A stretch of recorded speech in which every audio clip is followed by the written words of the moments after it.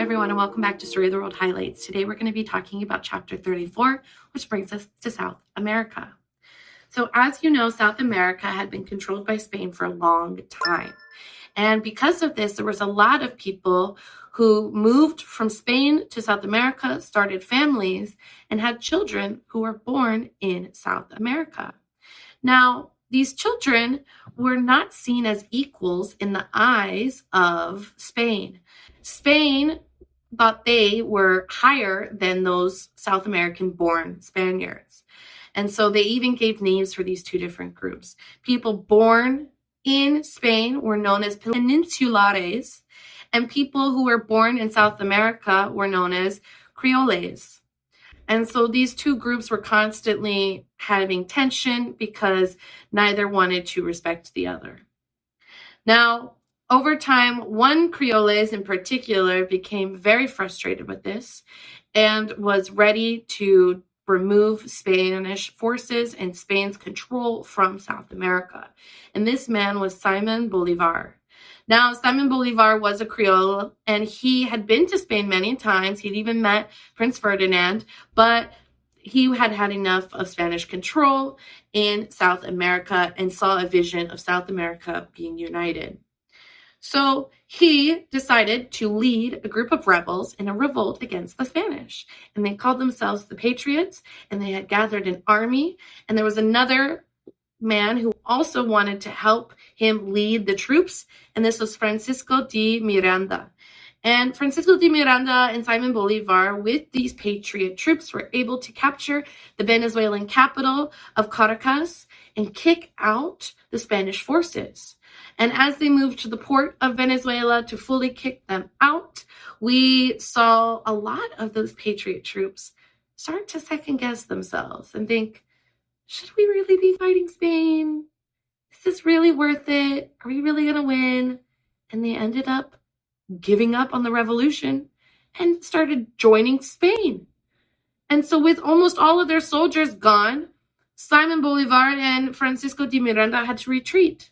Simon Bolívar was not ready to give up, but Miranda was ready to flee the country and go somewhere like London. And this upset Bolívar, who went to Miranda's house to stop him from fleeing and ended up arresting him. He tied him up and left him there for the Spanish to capture him, which they did, and sent him to a Spanish jail in Spain.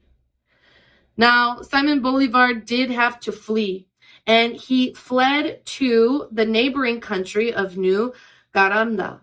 And this country would later be called Colombia, as we know it. But at the time, they were free, and they wanted to help Bolívar, so they supplied him with troops. And with this new army, he went back to Venezuela to try again. And this time, he was known as El Libertador, which means the liberator. And as the liberator, he was ready to come back in and set people free from Spanish control. But there was one problem.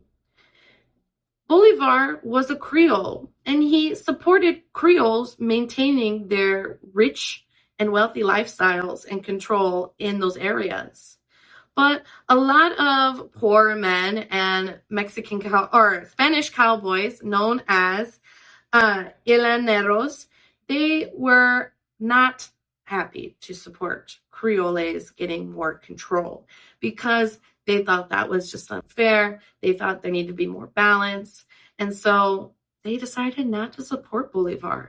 These poor men decided to join with the Spanish against Bolívar, which made it difficult for Bolívar to have any chance of winning.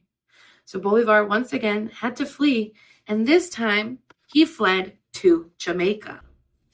So in Jamaica, Bolívar had to sit and think. He tried twice already to liberate them, and they were unsuccessful. So if he was going to try again, he needed to have a clear plan. So he mapped out on paper his plans for South America. He saw South America becoming a united group of countries like the United States of America. And he thought that even though the United States of America was a good style of collective countries, he thought the president of the United States of America was a very weak position of power. So he thought that they should have more of a Great Britain style, which included a constitution and a king. And who did he have in mind to be the king? Well, himself, of course. So South Americans eventually found out about the letters from Jamaica, and had read them. And they were like, I don't know about this whole king business. And so that was their opinion. But in the meantime, Bolívar left Jamaica and went to Haiti. And the Haitians were recently liberated themselves, and they were happy to help somebody else try to get independence as well. So they happily helped Bolívar collect men for an army, and with that army, he went back down to Venezuela. This time when he wanted to liberate people, there was another man who wanted to help him and do it more smartly and strategically. This man was Jose de San Martin, and he was also a Creole, but he was very upset because when he was in the Spanish army, he had worked hard. He was a loyal member of the Spanish army. He worked to get higher in the ranks, but the Spanish army would not reward him with higher rankings. They would not tell him good job because he was a Creole, and so he was less than. And that really upset San Martin. So he decided to join Bolívar in kicking the Spanish out of South America. However, San Martin said, listen, Bolívar, if you're going to do this, you need to do this correctly. And to do this correctly, we need to capture Lima in Peru. Lima was the headquarters, or the top place where all of the Spanish troops were. And to do this, they couldn't just walk into Lima, because all the path and roads to Lima would be heavily guarded by Spanish soldiers. So to do this, San Martin knew he needed to go over the Andes Mountains and get a boat and go sailing into Lima. And that's exactly what he did. No one had ever gone over the Andes Mountains before, but San Martin did, and he successfully made it into Lima, and after a few months, he was able to set Peru free. The Spanish had fled to the Andes Mountains. Now, with Peru free, Bolívar and his Haitian army were able to also set Venezuela free. And now that Peru was free, San Martin was now in charge of it. And with Venezuela free, Bolívar started to actually get his plan into place. He combined Venezuela, New Granada, and a smaller country in the same area called Quinto, which is later going to be called Ecuador. And he combined those three countries to make La República Colombia. And who was the leader of this new collective of countries? Of course, Bolívar himself. He was the king. So what happened then? We have the king, we have free Peru, we have free Venezuela. What's happening now?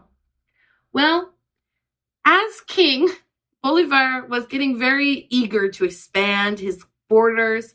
He was even just doing things without considering others. Like he went and just took a Peruvian port without asking San Martin. And this was really upsetting to Peruvians. Peruvians were already a little mad at San Martin because, number one, when San Martin was in charge, he gave Creoles like himself more and more power and important positions. And he hadn't fully removed the Spanish. They were still hiding in the mountains nearby. So this port being taken by Bolívar was kind of the final straw for them. And San Martin went to La República Colombia and talked to Bolívar, and he asked him to give him the port back. He said, what's happening? Why'd you take it? Give it back. And Bolívar said no. So San Martin had to go back and tell the Peruvians that he failed to get it back. And knowing that they were just so mad at him, he decided to surrender and give up being in charge. And later on, he would reflect on this whole situation and say, I didn't think it would work anyways, this freedom in Peru and these other countries, because the people there are too focused on social status. We have the native South Americans who were constantly thinking they were better than the African slaves, and the African slaves thinking they were better than the Native Americans. And then we have the poor people, the Llaneros, thinking that the Creoles should not have so much power, but the Creoles refusing to give away any of their power. And so there was just this constant fighting, and San Martin knew that until they could get that sorted, they would never be able to work together to stop the Spanish control of South America. So later on in Bolívar's kingdom, La República Colombia, we have Bolívar's supporters and enemies constantly fighting. People liked Bolívar, but others didn't like him and his kingly ways. And so they were constantly fighting. And the enemies were going after Bolívar, trying to kill him in his own home. And so Bolívar knew he needed to flee. On top of everything, his health was getting weaker and weaker. So he did flee, and eventually he did die of a disease known as tuberculosis. So with Bolívar dead, he left quite an impact on the area. Some of his supporters even later on formed their own little country in the area that became known as Bolivia. So Bolivia is actually named after Bolívar. So that was chapter 34. I'll see you next time for Story of the World Highlights. Bye-bye.